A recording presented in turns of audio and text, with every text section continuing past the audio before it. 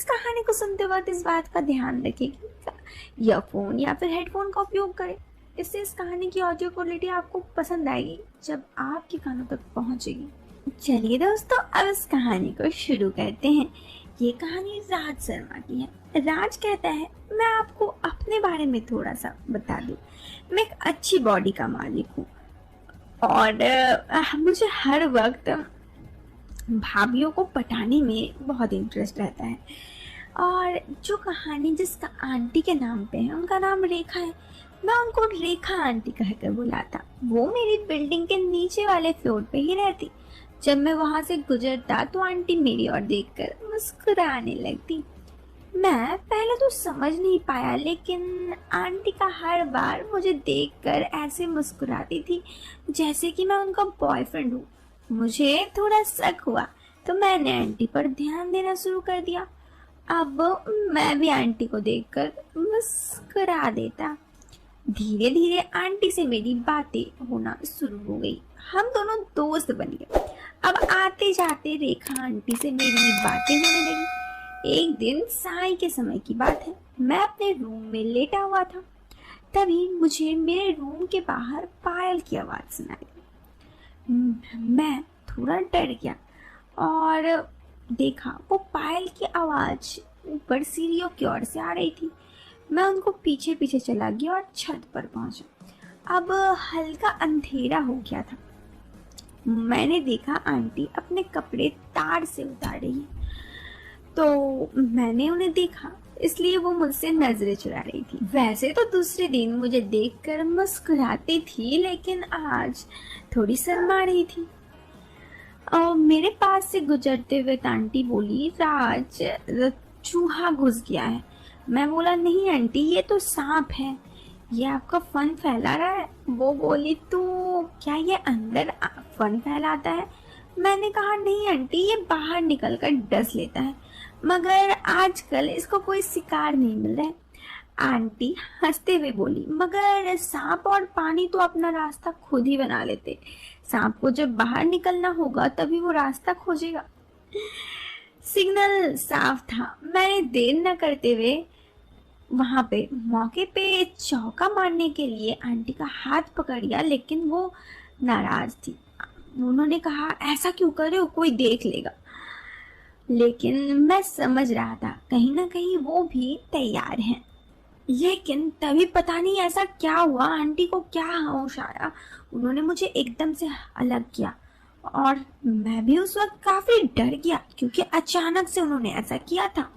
उन्होंने अपने आप को संभाला और कहा, कोई देख लेगा। मैंने भी अपने आप को संभाला और उन्होंने तार से अपने बाकी के कपड़े जो वो सूखने दी थी उठाकर चलने लगी। मेरे अंदर तूफान मच रहा था। मैं उन्हें देखा। वो बोला, छोड़ दो राज, रात का टाइम है। अगर किसी ने ऐसा हमने देख लिया तो बहुत गड़बड़ हो जाएगी। मैं बोला, तो नीचे चलो मेरे रूम में, वहां कोई नहीं दिखेगा। वो बोली, नहीं फिर कभी, अभी घर में कोई नहीं है, तुम्हारे अंकल भी टूर पे गए हैं। इतना बोलकर वो सीढ़ियों से नीचे उतरने लगी और मैं भी उनके पीछे पीछे सीढ़ियों से उतरने लगा। जैसे ही वो मेरे रूम के बाहर से गुजरने लगी तो मैंने हाथ पकड़ा और दरवाजा खोला अपने रूम पर। वो बोली, क्या कर रहे हो, कोई देख लेगा। मैंने कहा, कौन देखेगा, अभी कोई नहीं देखेगा। कहकर मैं थोड़ा सा फोर्स किया तो 2-3 मिनट में वो कही, छोड़ दो मुझे। लेकिन फिर वो थोड़ा ज्यादा बोलने के बाद फिर थोड़ी चुप हो गई। शायद वो भी मुझे ग्रीन सिग्नल दे रही थी। और फिर बाद में उन्हें से जब ग्रीन सिग्नल मिल गया तो मैं भी अपनी काम चालू कर दिया। उसके बाद हम दोनों काफी थक गए थे तो सो गए। और उसके बाद वो उठी, मतलब वो बोली, राज, अब सुबह हो गया है, मुझे जाना चाहिए, किसी ने देख लिया तो बदनामी हो जाएगी। इतना बोलकर वो मेरे रूम से निकल गई। मैं अपने रूम के अंदर से बंद कर दिया। और अभी ये कहानी बाकी है जी। अब दोस्तों, उस दिन के बाद, मतलब उस दिन मेरे घर में आने के बाद कई बार मैं आंटी को रूम में लाता। उनके पति की ड्यूटी कभी दिन में होती तो कभी रात में, इसलिए कई बार आंटी दिन में फ्री होती, रूम में वो आती, तो कई बार रात में। एक दिन आंटी ने बताया कि अगले दिन से अंकल नाइट शिफ्ट शुरू हो रही है। मैं ये सुनकर काफी खुश हो गया।